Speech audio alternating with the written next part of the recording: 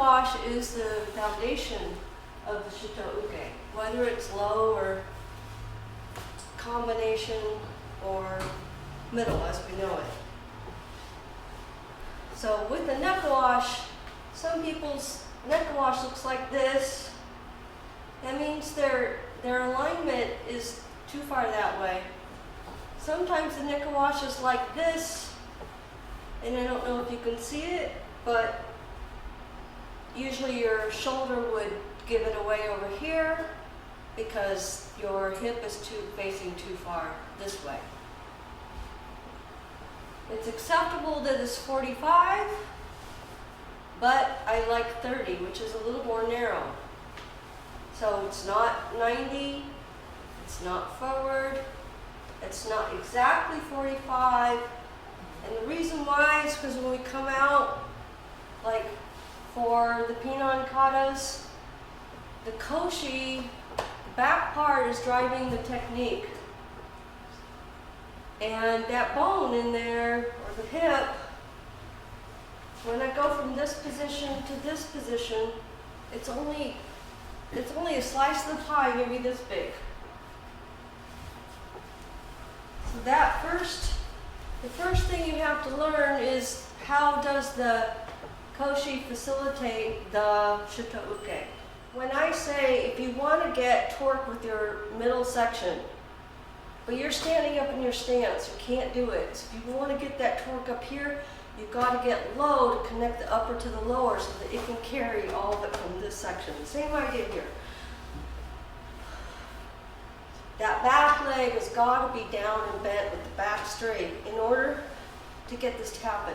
If you want this to happen, if you get this front part out of alignment for whatever reason, it goes static. Your head position is important. With me and my Shutos often is corrected for the leaning forward and the head and the back of the head needs to be straight.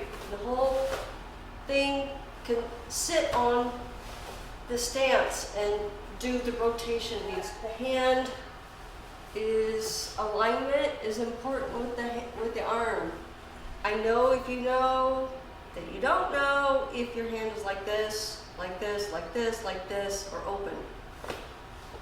Especially for Shuto. That palm needs to be open, not cupped. If you cup your Shuto, if you cup it, you're done. Don't even try.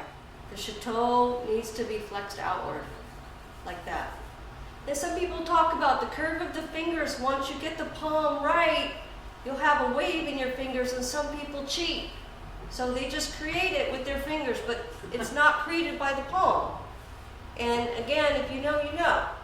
The hand is not perpendicular to the leg, and it's not facing forward like this. It's 30 degrees, which is where your hip is going to be when you do the move. Just, my hip doesn't go back, and hip doesn't curl too far forward. Just here. It's like a rope. And then you get to stop it.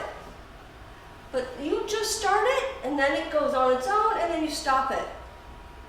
But you only get that 2 inches of this part, and you stop it, and it goes on its own, and then you get to stop it again right here.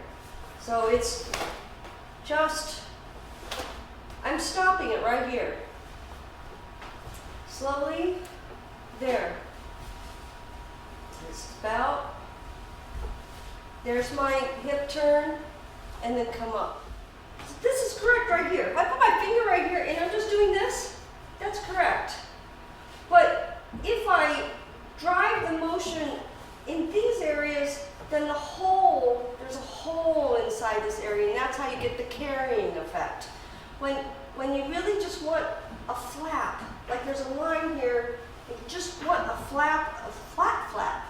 So here's, from the elbow down to the hand, you start working right away with turning, not just this part, you're turning the whole, and we're going to use it all over, so it's no problem.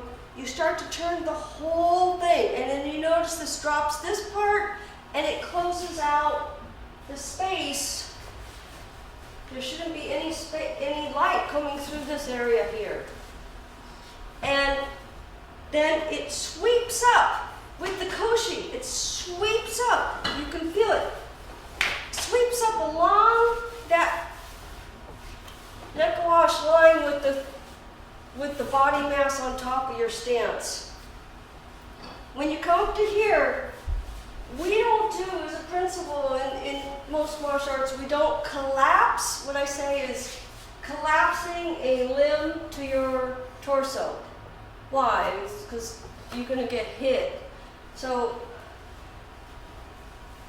we count on the fact that the hand is going to catch something that's coming to the solar plex. So there's a sweet spot between driving the power with this inside sweeping up on the body, but that the hand is not collapsed to your, and that's also going to rotate you the wrong way. So there's some space inside of this front part of the arm, right here. And you can't, that's going to be different for everybody. Your technique, if it's done right, it can be different, but still be right. The other part is that the hand, if the fingers are tipped up here, I know you don't know what you're doing because it can't catch anything. You're going to just get your fingers broken. But you don't need to, you can see some practitioners exaggerate this motion right here like this. You know, you can do the same thing. If you do the technique correctly, you can still get the slope. Okay, the slope is lower to higher, but this can still catch a fist. I said what the angles were, but of course we want to go like this, and even I do that sometimes. But if I'm teaching and I'm trying to gain the technique, you only get like that. You only get like that much, like that much, like that much. You don't get to do this to get your speed going. So again, all of this is going back to using the Koshi to do the technique. That tiny little spot there to do it. Right there. We all know what the snap is on this one, or a classic punch, but the inside hand, that's why I know I'm not going to get a classic snap this way or this way. And so it's that 30 degrees, the thumb leads up, the thumb is here, and right when this finishes, that tiny little bit is our snap. We have a classic motion here, V shape across the chest, and we do this for a lot of stuff. Now, you could think that's pretty easy, but it's not. First of all, people's elbow usually starts on the far side of their body, and it shouldn't. You need to be able, without crawling forward with your shoulder, this is starting to build in elasticity in your body. You're going to put the elbow more to your center, and then your fingers align going up. This is the basic, okay? And then from there, we can deviate as time or other. And you'll see sometimes this, and that's also incorrect. Too upright, too flat. This is right there. This is the classic way of learning the Shuto, is that your fingers, when they come out, don't go below the line and they don't go above the line. That means that your elbow is stabilized throughout. And again, it's driven from the hips. If you do the hips correctly, then you hopefully don't have the over or the unders. Comes out, this is the V shape, and comes to here, and torques all the way outward. If you're here, you haven't moved the mass out. Elbow is under the hand. Now look what happens here. Bop, bop, bop, bop, bop, bop, bop. This is what I started with. Da, and both hands turn at the same time.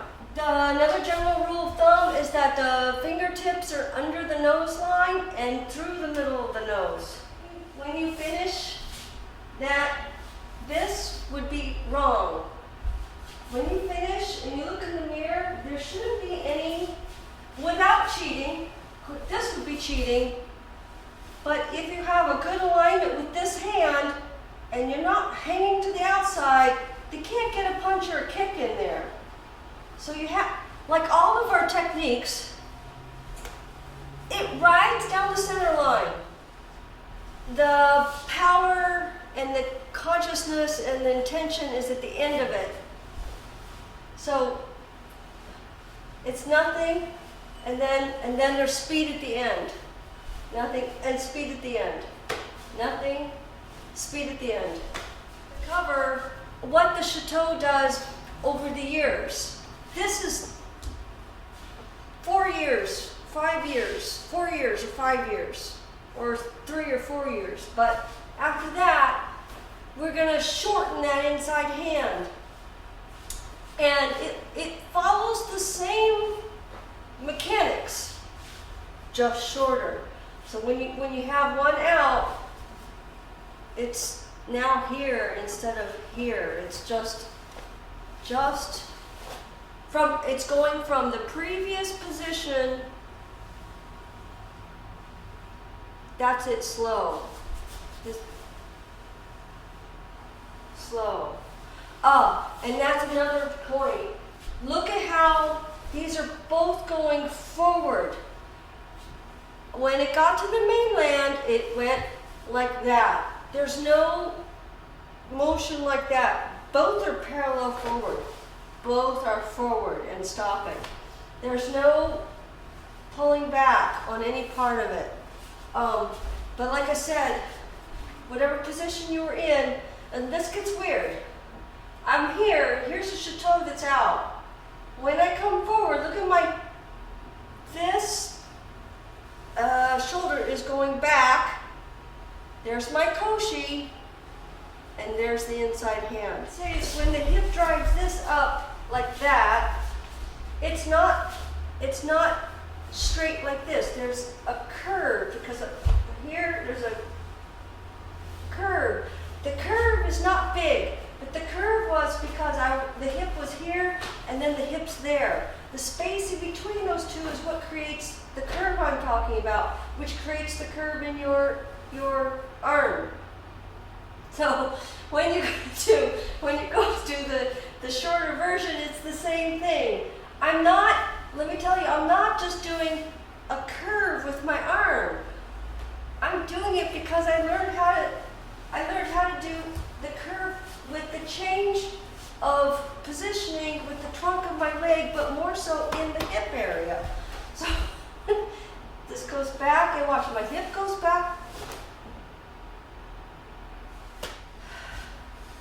A lot of points that I talked about, again, once you get your set of points that you're going to want to keep in terms of your form, the style of your Shuto is going to emerge, and it tends to have a little more individualism than, say, the classic Shuto Uke.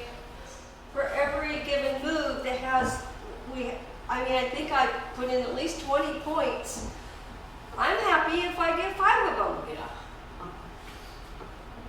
And everybody in here or around you, if they have a different 5, isn't that great? Because you can look, if you know all 20, and you've only got your 5, sometimes you get to borrow from your comrade because they're doing the other 5, and you're like, oh yeah, I forgot that one.